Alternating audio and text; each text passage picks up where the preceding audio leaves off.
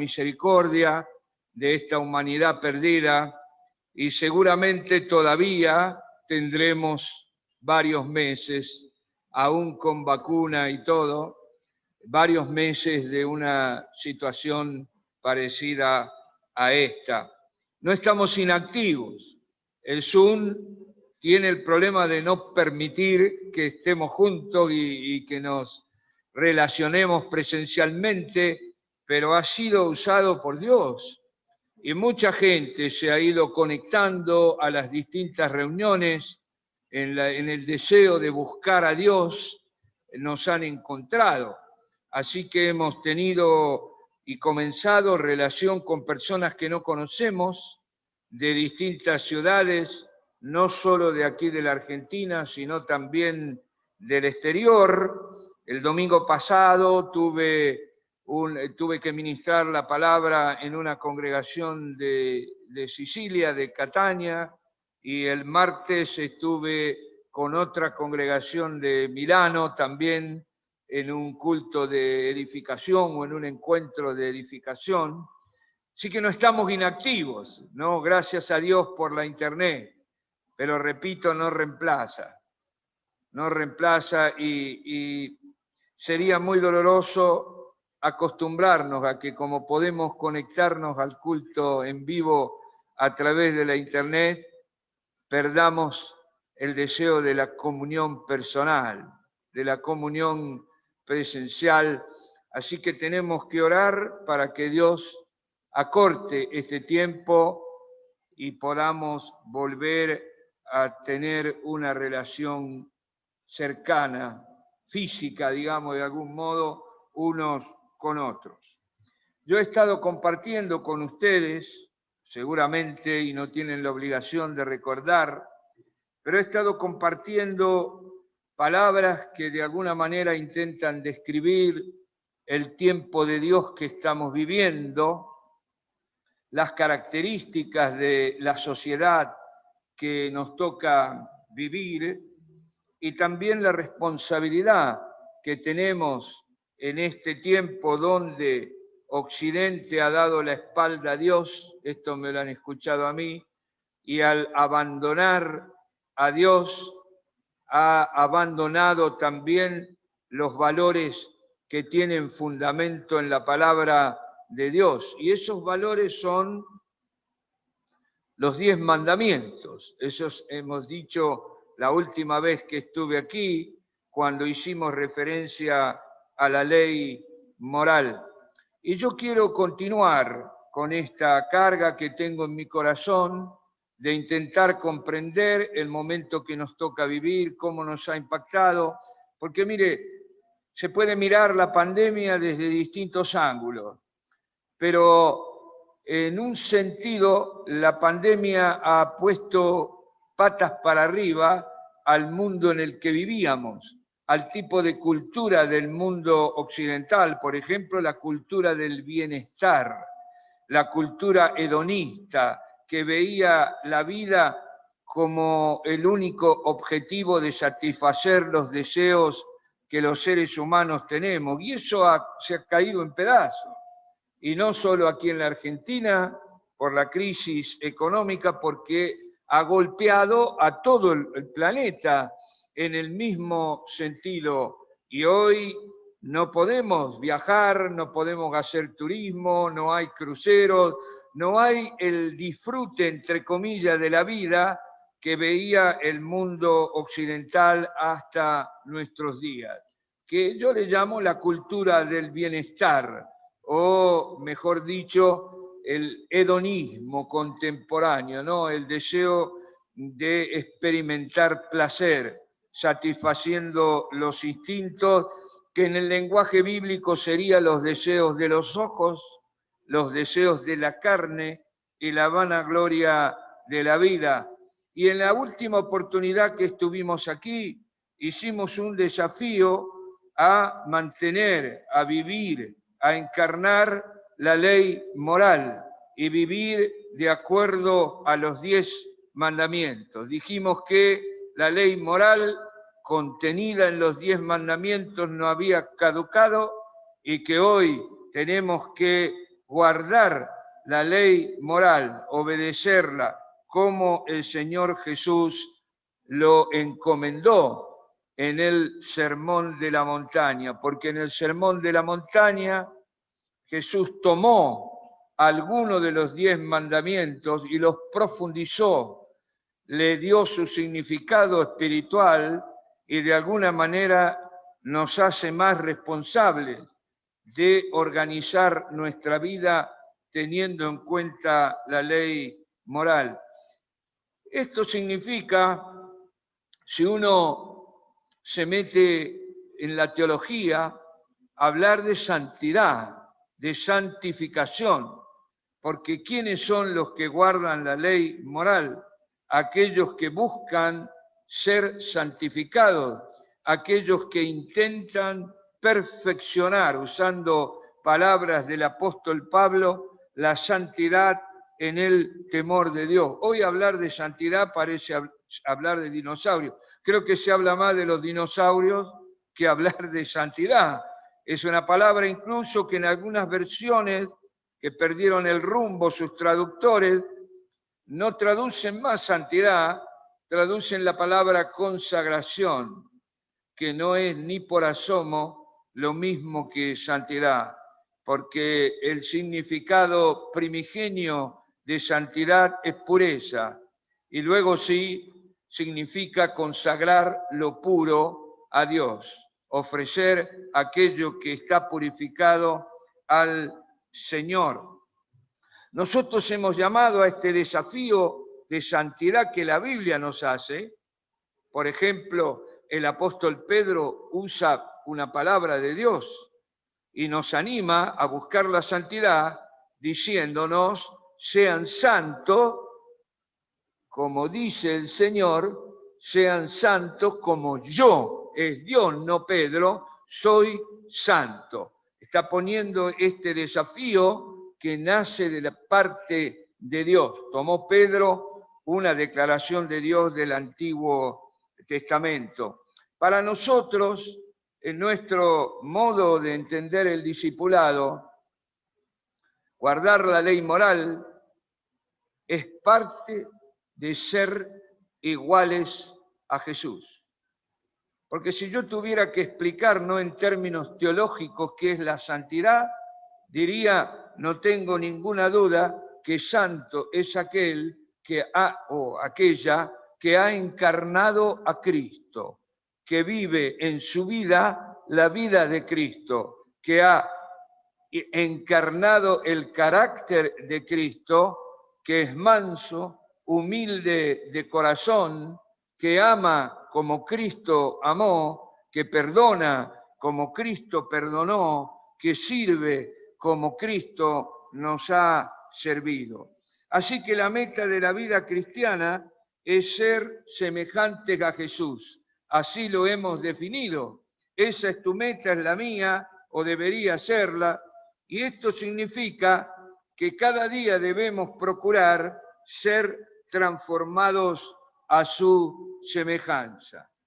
El apóstol Pablo toca este tema en el capítulo 3 de la carta a los Filipenses, y ahí define, como en otros párrafos de sus cartas, por ejemplo, en un consejo a Timoteo, y también en la carta a los Corintios, y en la carta a los Hebreos, no sabemos si Pablo es el autor o no, algunos lo creen, de todas maneras es un libro canónico, pero en la carta a los Hebreos también se toma este desafío de ser iguales a Jesús con el simbolismo de una carrera, las carreras olímpicas que se corrían en la antigua Grecia.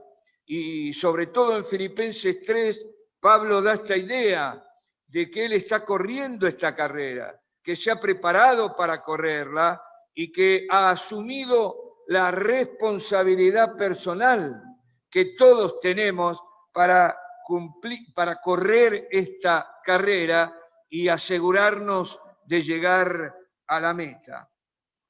También, para no abundar en esto, porque yo de estas cosas ya he hablado, repito, no están obligados a acordarse, pero algo repitiendo, ¿no? Los primeros cristianos, los que se incorporaban a la iglesia, se los llamaba catecúmenos. Y los catecúmenos que estaban en el culto, pero cuando llegaba la hora de la cena del Señor o de los bautismos, eran despedidos, y la palabra catecúmeno viene de catequeo, de repetir. Son palabras griegas, repetir. ¿Por qué repetir? Porque antes no sabían leer y repetían la doctrina, la verdad, los catecúmenos, hasta que la adquirían el conocimiento de las verdades, de los mandamientos, de las ordenanzas, de todo lo que Cristo nos ha encomendado enseñar. Y aquí llegamos a otra realidad. ¿Cuál es la función de los ministerios que Dios ha establecido? Apóstoles, profetas, evangelistas, pastores y maestros. Efesios 4. No se aburran, ¿eh? No se aburran. Yo ya no sé si soy predicador o sigo todavía con algún atisbo de ser profesor o docente, pero me gusta profundizar las verdades para que podamos entenderlas. En esto de pastores y maestros, algunos dicen que son la misma cosa, que el pastor y el maestro son lo mismo. Muchos otros intérpretes de la Escritura dicen que no, que son dos ministerios distintos. Bueno, yo no lo digo esto por añadidura, no sé bien cómo será, pero todos tenemos la obligación de servir al Señor allí donde Él nos ha colocado. ¿Y cuál es el ministerio también de la coyuntura, de los discipuladores? ¿Cuál es nuestra responsabilidad en ese sentido? Y en Efesios 4 nos lo dice, a fin de perfeccionar a los santos, para la obra del ministerio, para la edificación del cuerpo de Cristo, hasta que todos lleguemos a la unidad de la fe y del conocimiento del Hijo de Dios, a un varón perfecto, a la medida de la estatura de la plenitud de Cristo. Aquí también está de nuevo colocada la meta del cristiano y presenta a los ministerios que Dios levanta en la iglesia con esa función de ayudar a cada hijo, hija de Dios para llegar a la medida de la estatura de la plenitud de Cristo. Otra vez el simbolismo o la metáfora o la idea de ser iguales a Jesús. Ahora, claro, cuando yo escuché por primera vez este desafío del propósito eterno de Dios y me vi a mí mismo consciente de mis debilidades, de mis faltas, de mi carnalidad, de mi humanismo, de la ley del pecado, de la tendencia de las obras de la carne, yo digo, esto es imposible. Nunca en mi vida voy a alcanzar, por más que me esfuerce, semejante la plenitud de la estatura de Cristo Jesús. Es un desafío enorme. Y uno cuando lo mira así dice, no, yo no estoy en condiciones de alcanzar esa meta. Pero ¿saben cuál es la buena noticia?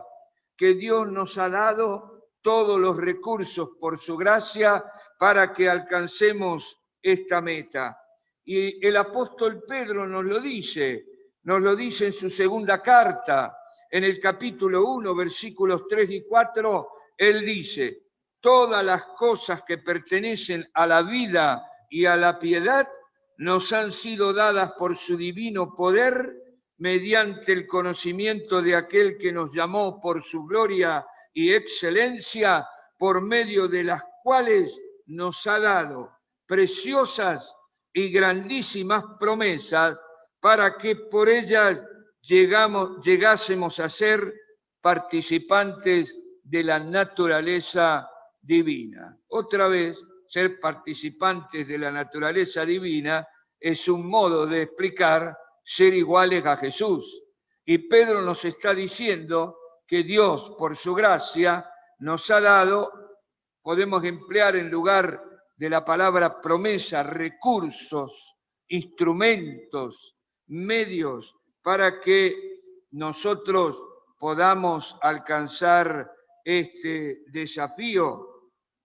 Y también lo dice el apóstol Pablo en su segunda carta a los Corintios, capítulo 7, versículo 1, él nos dice, puesto que tenemos tales promesas, limpiémonos, colaboremos con esta gracia que Dios nos ha dado para perfeccionar la santidad en el temor de Dios. Y aquí temor de Dios no significa terror, miedo de Dios, significa respeto a la voluntad de Dios. Y en lo moral, la voluntad de Dios está expresada, declarada, escrita hasta que Cristo vuelva.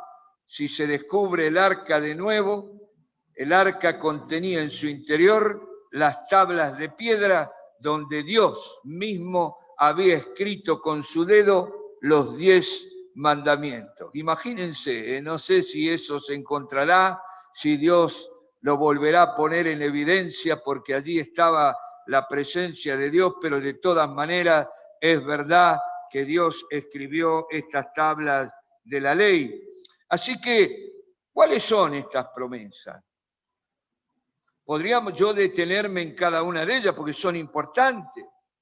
Son lo que llamamos los medios de gracia, los recursos, los instrumentos a través de los cuales los hijos de Dios podemos recibir el poder de lo alto para ser transformados. Bueno, la primera es la sangre de Cristo, que habla de toda la obra expiatoria, del sacrificio, de la muerte de Cristo en nuestro lugar para el perdón de los pecados. Sangre suficiente, sangre poderosa, sangre por medio de la cual podemos recibir el perdón de nuestros pecados. Por eso, tanto énfasis en la Escritura de no tener por inmunda la sangre del pacto o la declaración apostólica. No hemos sido comprados con plata, con oro, sino con la sangre preciosa del Hijo de Dios. Pero también recursos para comunicarnos con Dios, la oración en el entendimiento, en el raciocinio, pero a mayor profundidad, la oración en el Espíritu, que es la oración controlada por el Espíritu Santo mismo, que toma el control de nuestra boca, y por eso también la oración en el Espíritu es llamada oración en lenguas, que significa una comunión profunda, íntima con Dios, que muy pocos otros recursos nos pueden dar. El ayuno que nos coloca en la esfera, en la dimensión del Espíritu y permite al Espíritu obrar en nuestra vida, mostrando que tenemos más interés en alimentar nuestro espíritu, conocer de Dios, que en alimentar nuestra carne, porque no solo de pan vive el hombre, sino de toda palabra que sale de la boca de Dios. Y el ayuno tiene, entre otras cosas, ese sentido, esa manifestación humana. No voy a comer hasta que no me hable, porque es más importante que alimentar mi cuerpo, así me muera mañana, es oír tu voz, conocer tu voluntad y recibir la gracia para ponerla por obra.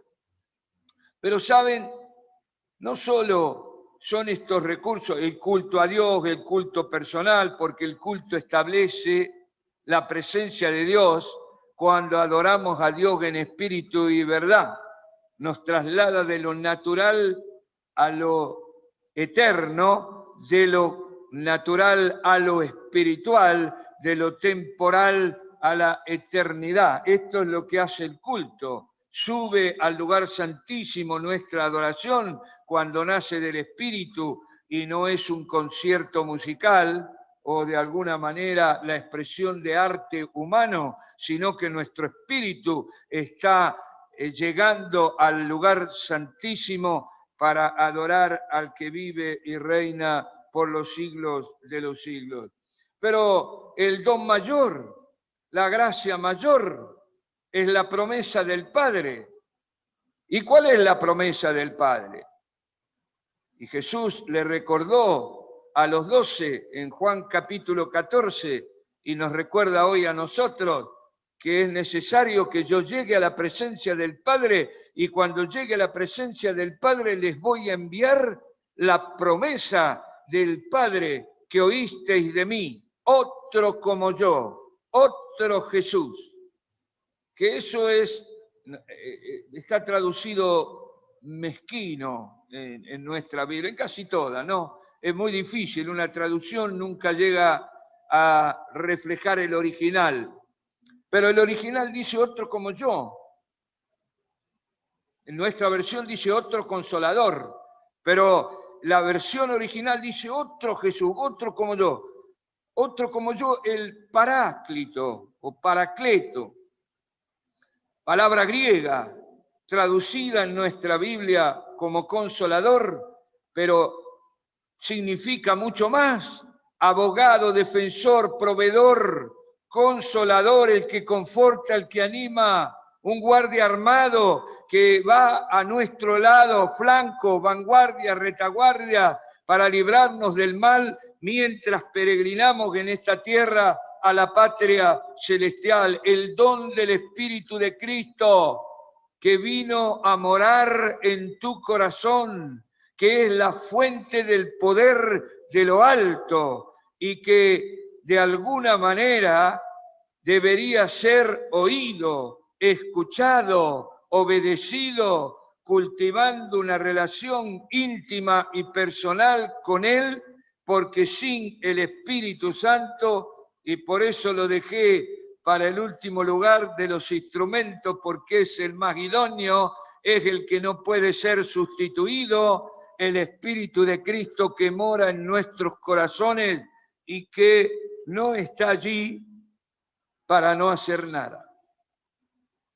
Y el apóstol Pablo lo dice claramente en 2 Corintios 3, 17 y 18, entre las múltiples funciones del Espíritu Santo en nuestra vida, dice, porque el Señor es el Espíritu.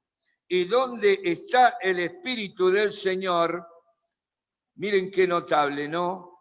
Yo dije antes, el Espíritu es otro Jesús, otro semejante a Jesús. Y aquí en el original, cuando traducido en español dice, porque el Señor es el Espíritu, en el original dice, el Espíritu es el Kyrios, el mismo título que le ha dado Dios a Jesús. ¿Por qué? Porque el Espíritu Santo procede del Padre y del Hijo, y para ti y para mí es el Espíritu de Cristo que mora en nuestros corazones. Y miren, ¿cuál es la actividad principal? Dice, allí hay libertad. Por tanto, nosotros todos mirando a cara descubierta, como en un espejo, la gloria del Señor, somos transformados de gloria en gloria en la misma imagen como por el Espíritu del Señor. ¿Y qué nos dice Pablo en este párrafo de su carta a los Corintios? Nos dice que el Espíritu Santo está actuando en tu vida, en la mía, en la iglesia, 24 horas sobre 24 horas, transformándonos de gloria en gloria a la imagen del Señor. Y esto lo hace de varios modos, pero uno principal es infundiendo en nosotros, en tu vida, en tu espíritu, el fruto del Espíritu, que Pablo describe en Gálatas capítulo 5.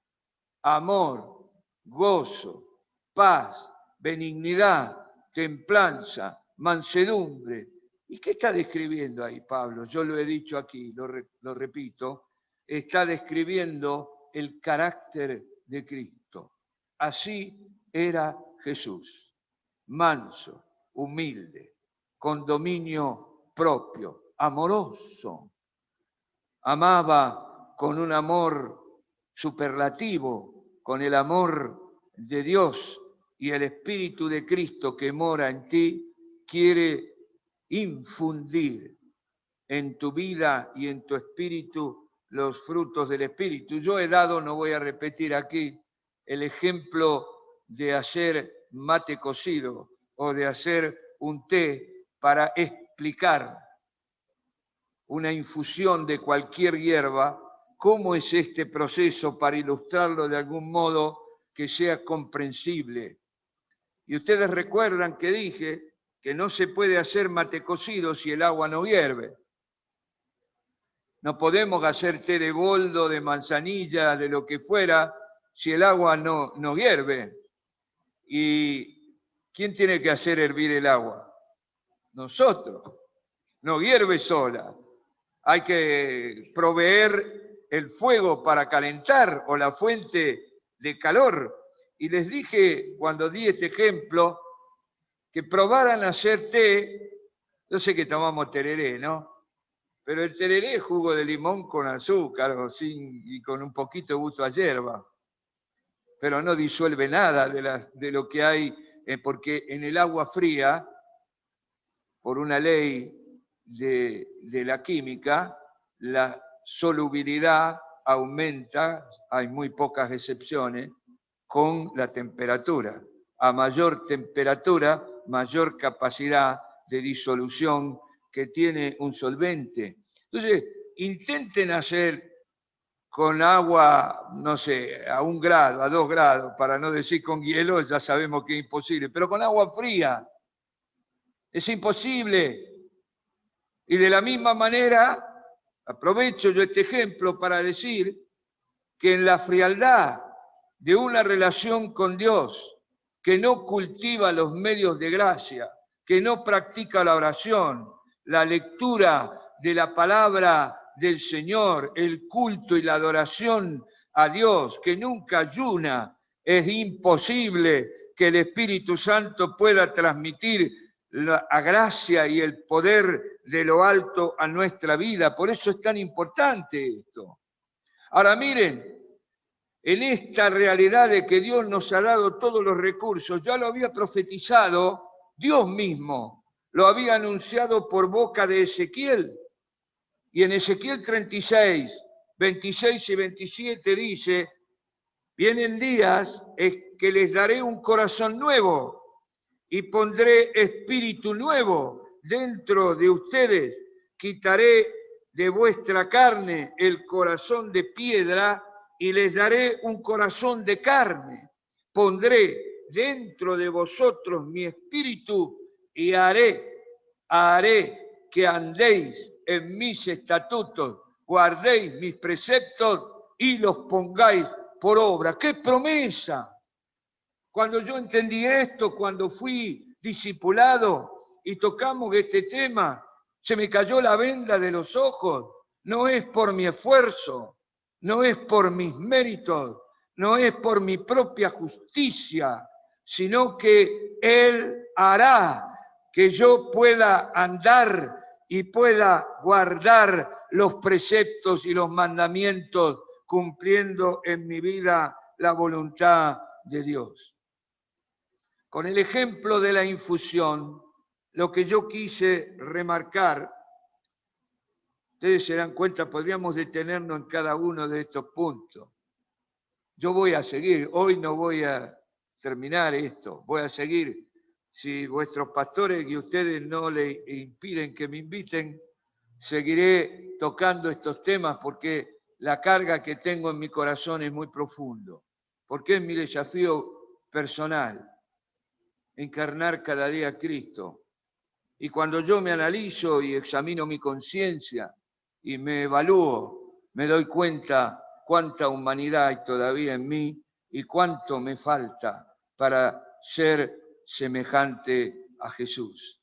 Y eso, en lugar de desanimarme, me desafía a buscar los instrumentos, usar los recursos que Dios me ha dado para poder cada día. Y cuando llegue la noche, y haga una evaluación de mi conducta, de mi estado de ánimo, de mis pensamientos, de mis emociones, yo pueda decirme, hoy he logrado ser un poco más semejante al Señor.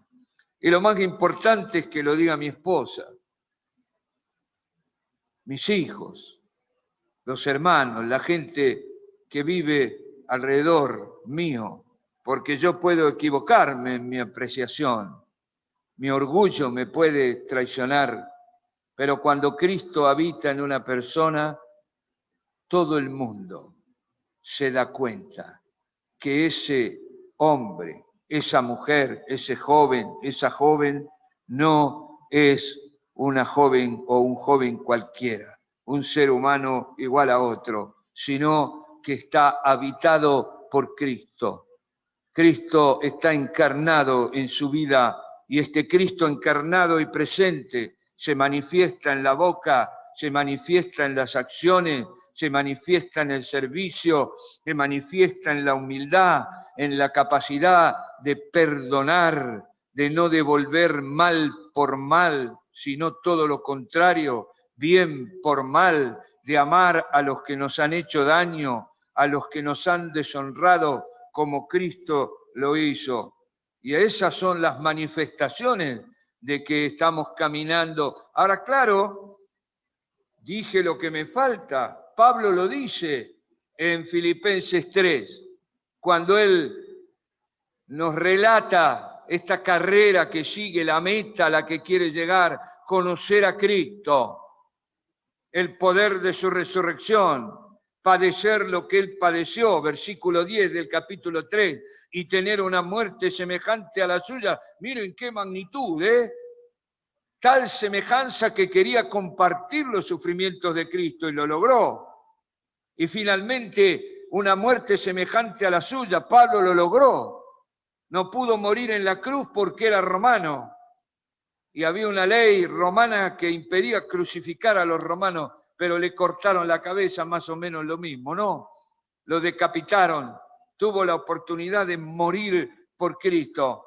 Claro, semejante meta, algo inalcanzable. Él dice, no que ya lo haya alcanzado, ni que ya sea perfecto, pero yo prosigo a la meta, al premio del supremo llamamiento por el que fui llamado y capacitado por Cristo Jesús. Y yo digo lo mismo, y es visible. Yo no estoy hablando de perfección, no estoy hablando de que aquellos que de alguna manera son transformados a la imagen de Cristo no se equivocan, no cometen errores. Todos somos pecadores. Y yo ofendo nada más con mi mirada a Dios. Así que estoy muy lejos de hacer este desafío con juicio. Porque si lo haría con juicio, con crítica, al que más me condenaría sería a mí mismo. No lo hemos alcanzado, pero yo digo olvidando lo que queda atrás. Como dice Pablo en Filipenses 3, yo no puedo mantener durante años los mismos problemas.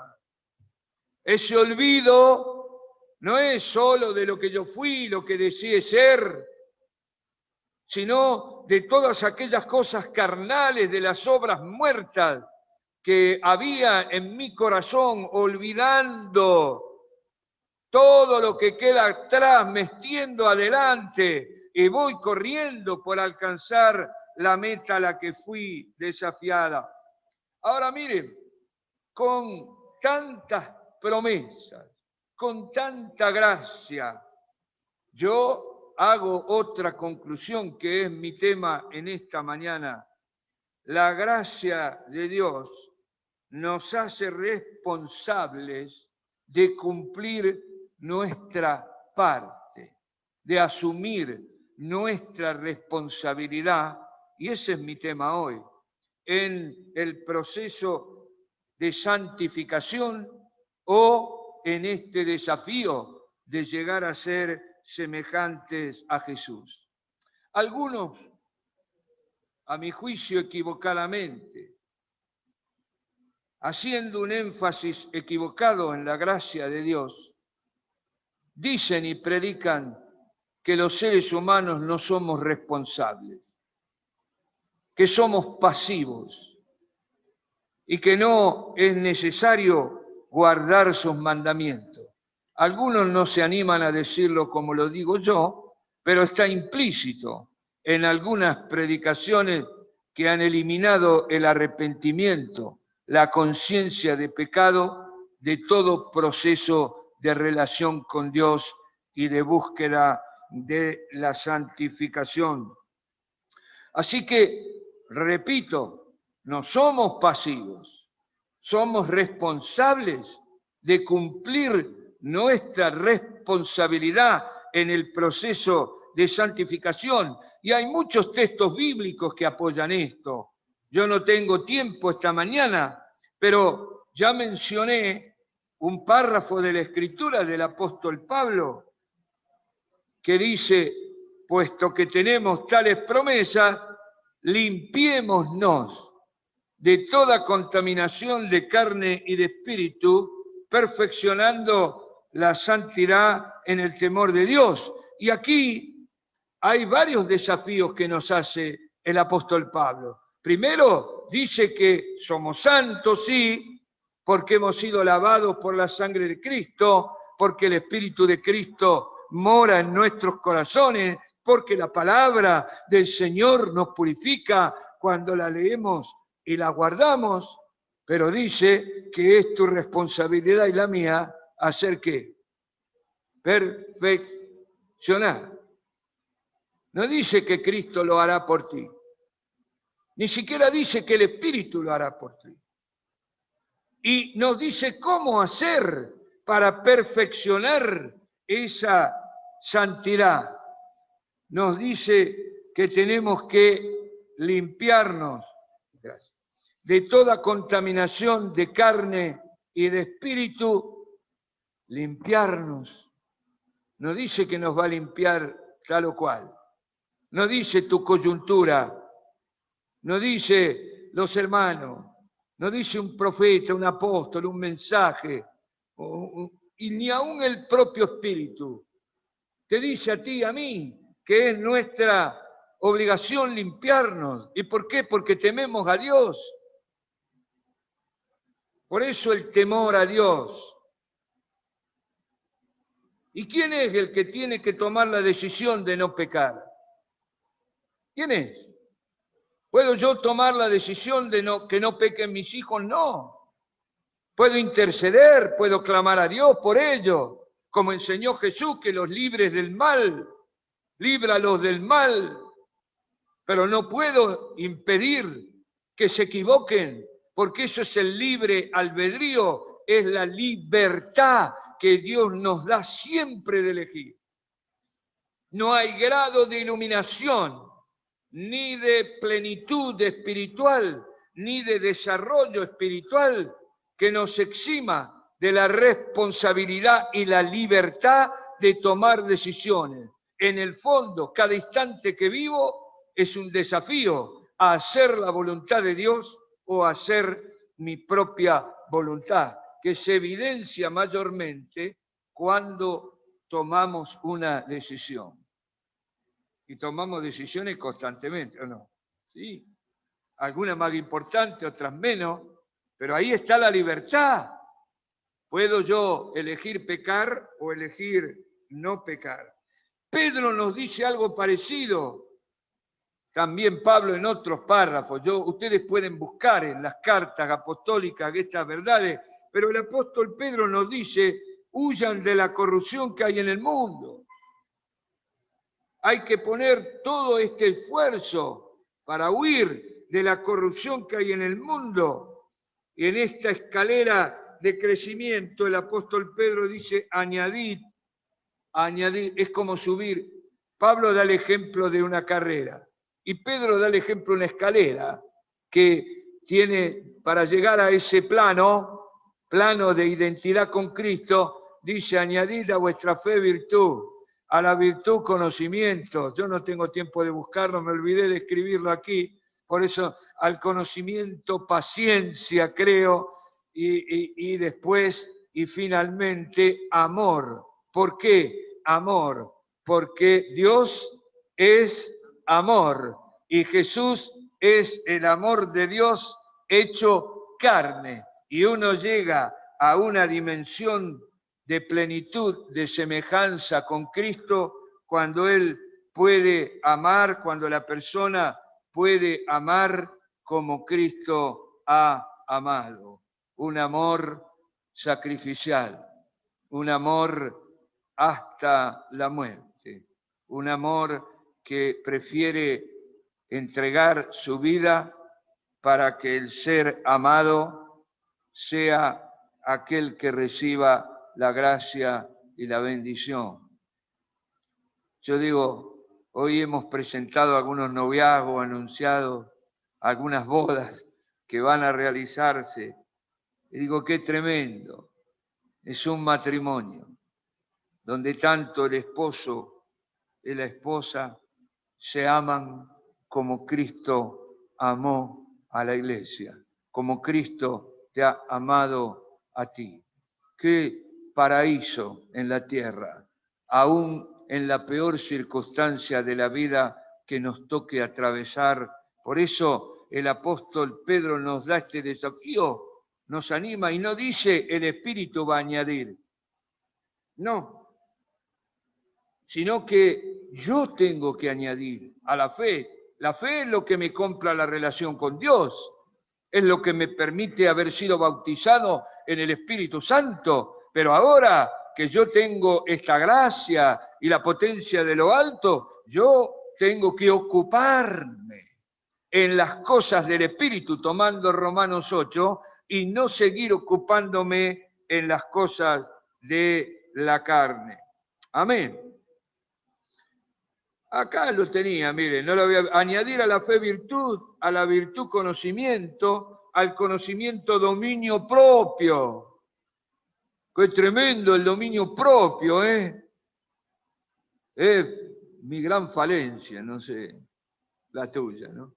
Me acuerdo una vez, los docentes, cuando yo era docente en la Escuela de Oro Verde, festejamos el fin de año ahí en Ramos Mejía, en un restaurante chino, que uno se sirve, y ya habíamos comido lo salado, entonces yo me levanté para ir a la mesa de los dulces, y estaba lleno, mira, ahí había de todo, torta, helado, qué sé yo, postre de todo tipo, y a mí no me alcanzaban los ojos para mirar, y no me lo voy a olvidar nunca. Mira, había una mujer al lado mía, y esta mujer miraba y ahí estaba y se la veía luchando, ¿no?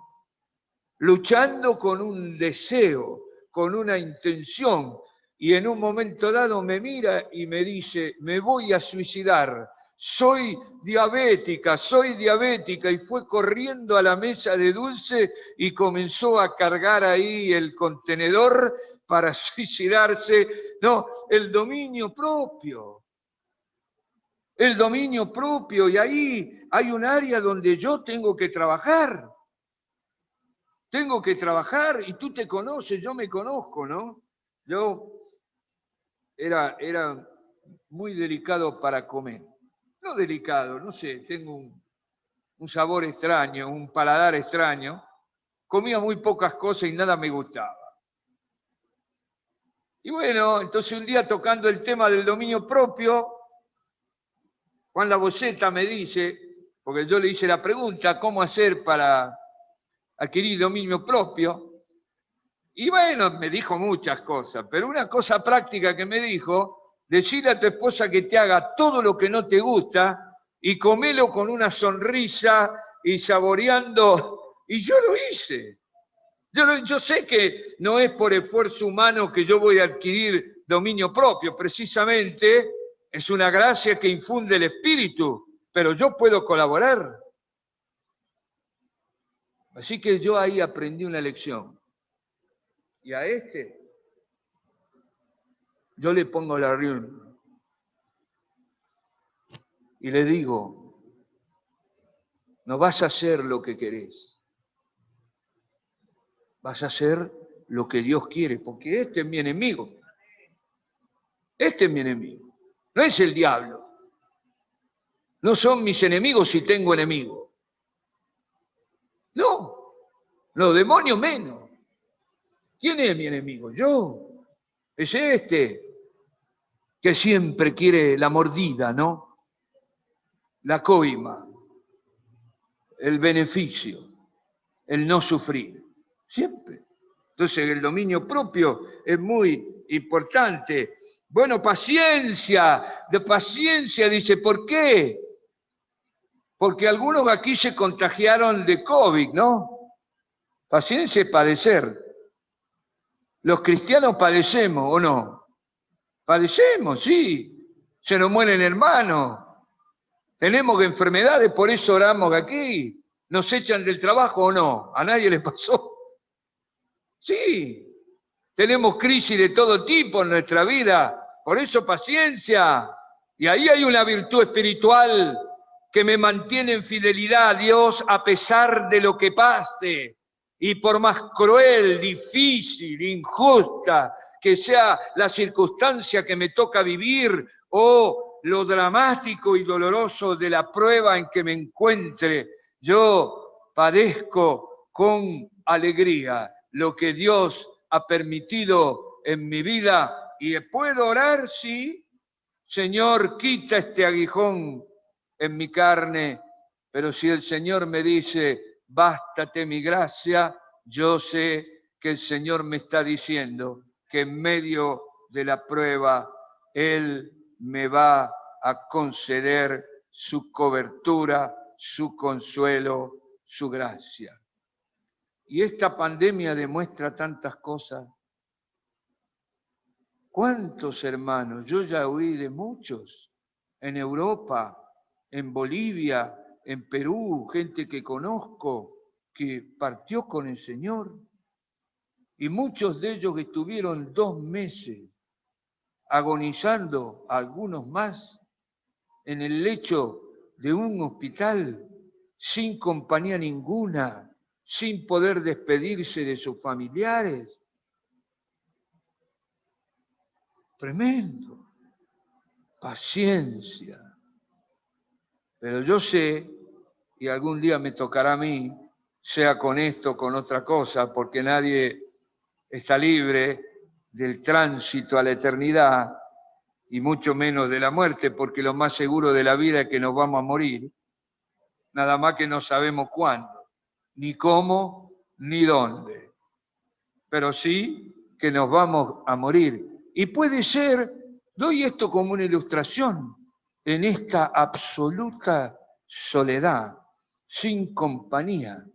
Incluso, fíjense que algunos que están medio agonizantes, inconscientes, entubados, con traqueotomía, y los enfermeros, los médicos que entran para ayudarle, están vestidos de extraterrestres, de marcianos. O sea, no se ve un rostro humano, parece un robot el que ha venido, porque vieron, algunos médicos tienen varias, como una escafandra realmente arriba, y casi no se los puede reconocer como seres humanos, solo que son antropoides, o sea, caminan en 2 piernas, pero puede ser un robot que esté detrás de esa máscara. Entonces, qué importante es esta realidad de añadir la capacidad de padecer sin perder el gozo y sin desconfiar de la fidelidad de Dios. Porque a veces las circunstancias que nos tocan vivir, y sé que aquí debe haber más de uno que está soportando situaciones de mucho sufrimiento. Y uno diría, ¿dónde está Dios que ha permitido que esta enfermedad resurja? O que este tratamiento que me dieron no dé resultado. Y saben, Jeremías, en el libro de Lamentaciones, nos dice una verdad gloriosa que solemos cantar, que su fidelidad se renueva cada día. Y eso para mí es suficiente. Después que pase lo que el Señor, por algún propósito que yo desconozco, permita, suceda lo que sucede, nunca dudaré de la fidelidad del Señor. Así que bueno, en esta escalera el apóstol Pedro nos dice y nos anima a que tenemos que progresar, cumplir nuestra parte, que ese es mi tema, repito, en el proceso de llegar a ser iguales a Jesús. Bueno, esta es una responsabilidad muy amplia y yo voy a solo mencionar una o dos nomás, y dejaré para otra ocasión. Hemos tratado de explicar que somos responsables de perfeccionar la santidad en el temor de Dios. Y ahora viene la parte principal. ¿Cómo hacerlo? ¿Cuál es nuestra responsabilidad en este proceso de santificación o en el desafío de alcanzar la meta de ser iguales a Jesús o en subir esta escalera para alcanzar el plano espiritual de la medida de la estatura de la plenitud de Cristo Jesús? Y yo lo dije la última vez que estuve aquí como una conclusión muy rápida. Mencioné en primer lugar tomar la decisión de no pecar. La Biblia dice que el pecado nos asedia. Y cuando uno está asediado, yo soy tan viejito que hice el servicio militar. Era obligatorio en mi época. Y me tocó en un arsenal, Batallón Depósito Arsenales Domingo Viejo Bueno, que está ahí en Wilde, en el camino General Belgrano. 10 años después que yo hice en ese arsenal el servicio militar, el ERP, un 23 de diciembre, atacó y se metió adentro para robar armas. Hubo ahí una masacre porque los que estaban esperando, fue una cosa tremenda. ¿Por qué lo cuento? Porque ahí me enseñaron a estar en guardia. A estar en guardia, porque lo único que hice 14 meses fue estar en guardia, estar atento y decidir, tomar la decisión de no pecar, es estar en guardia contra el pecado. No me puede sorprender. No puedo confiar en la carne. No puedo confiar en mí mismo. Yo tengo que estar siempre en guardia. Es otro modo de decir, tomar la decisión de no pecar. Yo les conté aquí, mi padre le gustaba el boxeo y boxeó. Llegó a boxear en el Estadio Norte en Rosario, que era parecido al Luna Park, pero mucho más chiquito. Y lo que mi papá me decía, muchas veces mirando en televisión algún combate, dice, nunca tenés que bajar la guardia. El boxeador no puede, y aun cuando está golpeando, no puede descuidarse, tiene que tener de algún modo un reflejo, estar atento, porque puede venir un contragolpe. Y varias veces los que les gusta o han visto boxeo, uno ve que uno que parece que está ya venciendo y de pronto aquel que parece vencido dispara un puñetazo y la cosa cambia de curso. ¿Por qué? Porque nunca debemos bajar la guardia, mantener. Por eso yo desconfío de todo predicador que justifica, legaliza, minimiza el pecado, porque eso es hacerte bajar la guardia. Es cierto que Cristo perdona, es cierto que la sangre de Cristo nos limpia de todo pecado, pero yo sé que el pecado me asedia, y lo dice la carta a los Hebreos en el capítulo 12, y por eso tengo que estar siempre en guardia. Y hay un ejemplo en el Antiguo Testamento, la historia de Daniel, Ananías, Misael y Azarías. estos jóvenes judíos de la tribu de Judá que cuando Nabucodonosor conquista Judea, los lleva cautivo, que era una costumbre de los babilonios, los lleva cautivo, llevaba a los jóvenes cultos, a los jóvenes que, no cualquiera, aquellos que podían ofrecer un beneficio a el rey de Babilonia. Así que Daniel, Azarías, Misael, Ananías, eran cultos, eran espirituales, eran obedientes de la ley. Y ahí los metían como en una escuela, algunos calculan que duraba 3 años, para preparar a estos jóvenes de modo que fueran parte de la corte del rey, que estuvieran con la nobleza y que participaran en un primer plano de todas las decisiones que tomara el rey de Babilonia, que después en la historia de Daniel es visible esto, ¿no? Y ahí les ofrece el vino del rey y la comida del rey. Toda una metáfora, ¿no?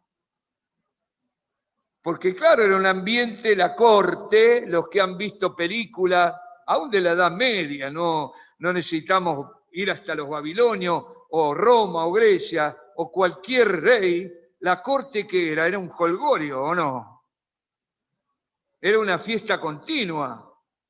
Ahí se comía, se bebía, se tenían relaciones sexuales, y eso está en toda la historia, no necesito, y a veces reflejan poco todavía los films cuando manifiestan alguna de estas realidades. Así que a Daniel y sus compañeros les ofrecieron estas cosas, comida exquisita, manjares, vino para beber. Bueno, ustedes saben la historia, ¿no? Ellos se negaron a comer, lograron que el eunuco que estaba a cargo de ellos les permitiera comer solo legumbre. Dios hizo el milagro de mantenerlos mejor físicamente que aquellos que comían, pero ellos resolvieron no contaminarse con la comida del rey. Obraron así por principios de conciencia.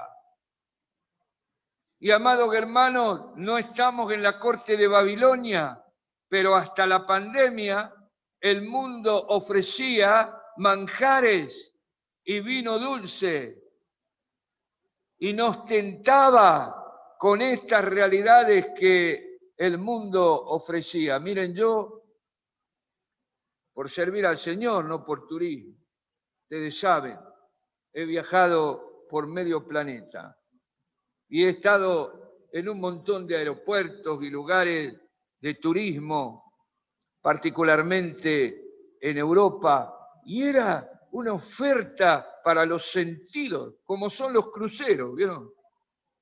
En los cruceros se come 24 horas, se bebe 24 horas y bueno, más cosas, 24 horas, un hedonismo a la enésima potencia, la posibilidad, y bueno, y nosotros hasta la pandemia aún teníamos esa tentación.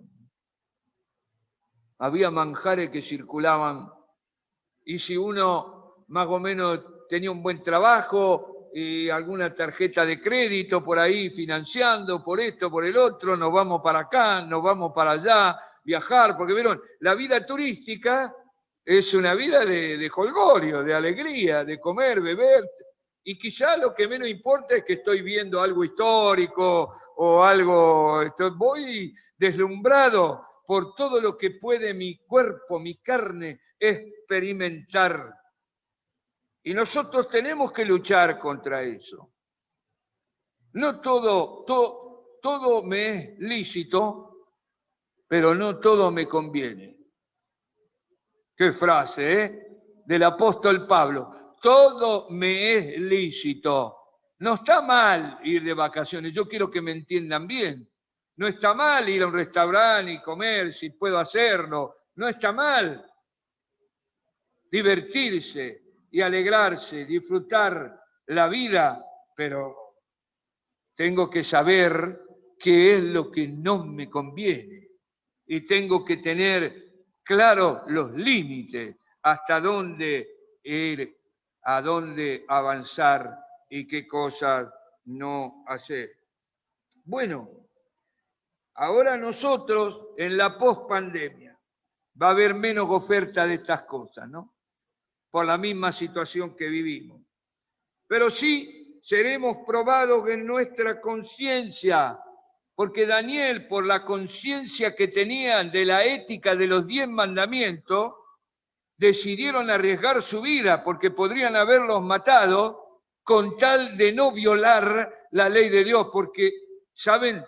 La ley de Moisés prohibía algunos alimentos, pero no los babilonios. O sea, Daniel hubiera tenido quizás que comer cerdo, que estaba prohibido en la ley de Moisés, y muchas otras cosas. O sea que ellos respetaron los 10 mandamientos y por problemas de conciencia, por principios de conciencia. Y hermanos amados, queridos, en estos días de la pospandemia o de lo que resta por delante, nuestra conciencia será sometida a prueba, será probada casi en todos los trabajos.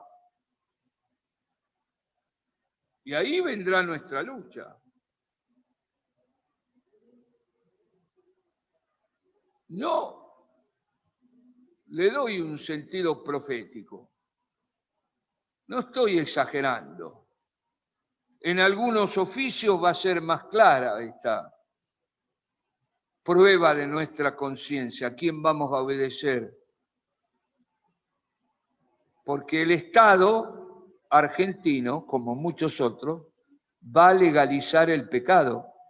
Va a convertir el pecado en ley como lo ha hecho con el aborto. Entonces quizás ahora podemos pensar en nuestros hermanos de la salud. Ya hay muchos médicos y enfermeros e instituciones que han pedido ser objetores de conciencia para no verse obligados a asesinar a un niño en el vientre de la madre, porque para el Estado eso es legal. La legalización del asesinato, tremendo, tremendo. Pero luego el problema lo van a tener los docentes. Cuando se instrumentalice, que para mí se va a instrumentalizar, la educación sexual integral. ¿Y ahí qué vamos a hacer? ¿Qué vamos a enseñar? Entonces, yo, en esta carga profética que tengo en mi corazón, no puedo ignorar esta realidad. Esto va a pasar. Y es muy posible que tú y yo, en el lugar donde nos movemos y trabajamos y nos ganamos el pan, tengamos que elegir un día entre obedecer a Dios o obedecer a los hombres. Y Daniel estuvo dispuesto a que lo mataran. Y quizás nosotros tengamos que estar dispuestos a que nos echen del trabajo, a que no nos asciendan. No lo sé. Ahora, Daniel se jugó en fe, propuso no contaminarse en su corazón y Dios obró.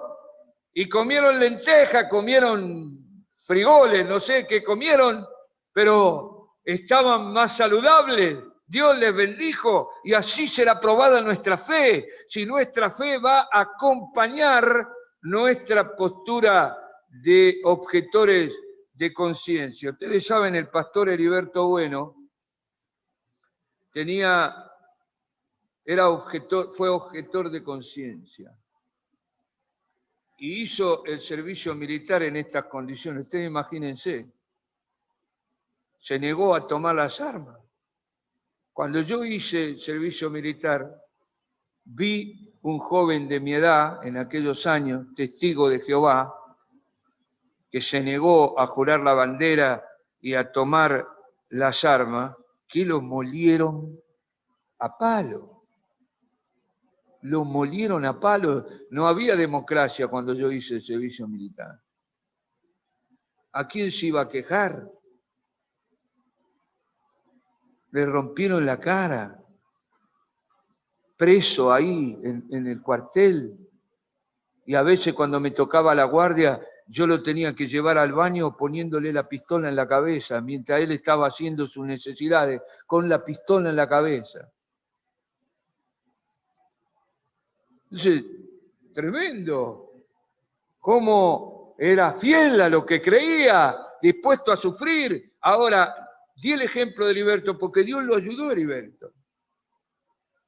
Y las autoridades lo comprendieron y no lo molieron a palos. Dios puede hacer el milagro y él cumplió su servicio militar haciendo otras tareas, fue eximido de todo esto. De algún modo él lo cuenta mejor que yo y yo le tengo una profunda admiración. Y digo, qué santidad, qué capacidad de ser fiel a los 10 mandamientos que dicen no matarás y animarse a tomar una decisión que podría haberlo dejado preso o castigado severamente aún en lo físico en aquella oportunidad. Bueno, yo me detuve porque esto va a ser algo cotidiano. Propuso en su corazón, dice Daniel, no contaminarse. ¿Por qué? Porque el pecado se concibe en el corazón y es allí donde debemos enfrentarlo. Por eso el apóstol Pablo en Romanos capítulo 6 nos exhorta a considerarnos muertos al pecado, pero vivos para Dios en Cristo Jesús. Y agrega, no reine pues el pecado en vuestro cuerpo mortal. Y en ese mismo capítulo hace una pregunta, Romanos 6, ¿perseveraremos en el pecado para que la gracia abunde? Y 2 veces dice, de ninguna manera. De ninguna. Lo diga el Papa, lo diga Calvino, lo diga yo, lo diga quien sea. De ninguna manera. Hay una ruptura total con el pecado. Pedro lo dice a su modo también en sus cartas. No se conformen a los deseos que antes tenían, estando en la ignorancia, sino que como aquel que les llamó es santo, sean ustedes santos en toda vuestra manera de vivir, porque escrito está, yo ya mencioné este texto, sean santos porque yo soy santo.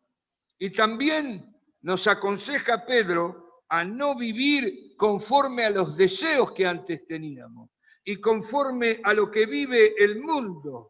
Basta ya, dice, el tiempo pasado para haber andado en lascivia, embriagueces, orgías, disipación. Y esto es lo que reina hoy, ¿no? Esto es lo que reina hoy, estas cosas, ¿o no? Aún en la pandemia hay fiestas clandestinas donde ocurren estas cosas. Lascivias, embriaguez, orgías, disipación, con la posibilidad de morirse apestado, pero igual estas cosas porque son inherentes al pecado, a la falta de autocontrol, las obras de la carne y la carta de Pedro, la segunda carta de Pedro en esto es, no, la primera, perdón, es extraordinaria porque hablando de la santidad, después ustedes pueden leerla, lean toda y yo les doy un bosquejito de lo que yo aprendí. Nos desafía, por esto mismo que dije, a ser santos para con Dios, santos para los de afuera. Qué interesante, santo para los de afuera, porque a veces nosotros tenemos cara de culto, ¿viste? Nos maquillamos para el culto, nos vestimos para el culto, pero afuera, en tu trabajo, en la escuela, en la universidad, ¿cómo estás? Entonces, esto es muy importante, muy santos para los de afuera, santos en el matrimonio. Todo eso lo dice Pedro en su primera epístola, santos en la relación entre hermanos. Lo importante, cuántas heridas a veces, ¿no? Cuántas heridas. Cuántas heridas. Yo creo que la mayor manifestación de la presencia de Dios en la vida de un cristiano, una cristiana o en una congregación es la capacidad de amar como Cristo que esa persona o esa congregación tiene. Santos en la relación entre hermanos significa crecer en el amor fraternal. Y finalmente nos dice a los pastores, a los discipuladores, a los que guían a otros, ser santos en el ministerio.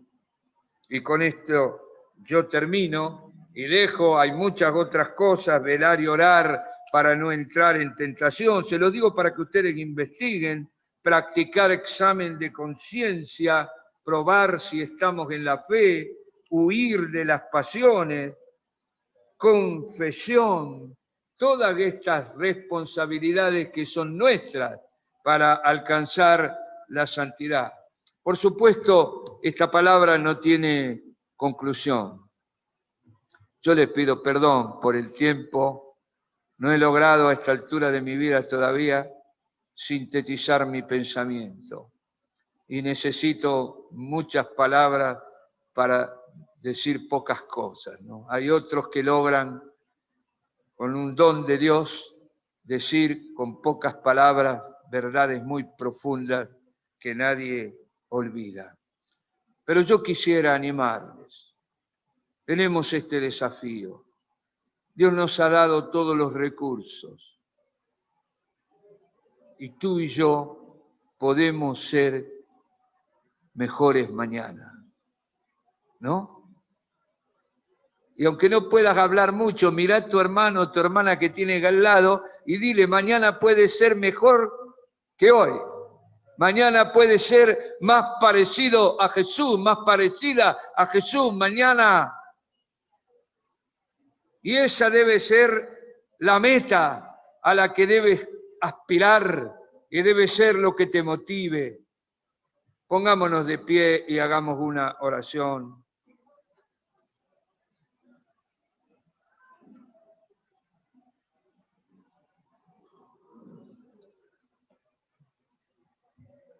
¿Cómo necesita este mundo luz? ¿Cómo necesita este mundo donde reina el pecado santos? Santos, ¿cómo necesita este mundo a Jesús? Pero no solo al Jesús anunciado, sino a Jesús encarnado en tu vida, en la mía. Porque miren, amados, el testimonio habla más que las palabras. Y te digo la verdad, si tú vives a la altura del Evangelio y Cristo se encarna en tu vida, aunque no prediques con la boca, el mundo se va a dar cuenta y va a conocer al Cristo que habita en ti. Por eso es importante este tema. Amén. Señor, te damos gracias. Te damos gracias porque tú nos has hecho grandísimas y preciosas promesas para que por ellas nosotros podamos alcanzar la meta de ser transformados a semejanza de Cristo. Y nos has dado todos los recursos espirituales y todos los medios de gracia para que esos recursos espirituales que administra el Espíritu Santo se encarnen en nuestra vida. Por eso, Padre amado, en esta mañana queremos decirte que tomamos la decisión de no pecar, de estar en guardia contra el pecado. Y para hacerlo, Señor, también tomamos la decisión esta mañana de ejercitarnos en el uso de todos los medios, los instrumentos que tú nos has dado para que tu gracia nos revista del poder de lo alto.